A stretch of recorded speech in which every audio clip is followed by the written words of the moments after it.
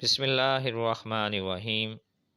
Dear viewers, अस्सलाम वालेकुम। आप देख रहे हैं हमारा चैनल नेम्स वर्ड, जहां पे आप जान सकते हैं डिफरेंट नेम्स के उर्दू मीनिंग। आज जिस नेम के मीनिंग हम आपको बताएंगे वो नेम है एहसन, जिसके स्पेलिंग है AHSAN। लेकिन इससे पहले कि हम आपको इस नेम के मायने बताएं, अगर अभी तक आपने हमारा चैनल सब्सक्राइब नहीं किया तो जल्दी से हमारा चैनल सब्सक्राइब कर लें और बेल आइकन को प्रेस कर दें।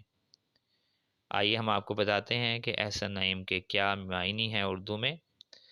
एहसन नाम का शुमार मुसलमान लड़कों के नामों में होता है और इस नाम के मायने हैं नेक, अच्छा, हसीन व खूबसूरत। बहुत ही प्यारे मीनिंग हैं और एक अच्छा नेम है।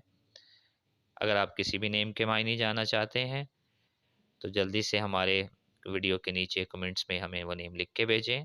हमारी कोशिश होगी कि हम उस नेम पे वीडियो बनाएं। अपना बहुत ख्याल रखिएगा। अल्लाह हाफिज़।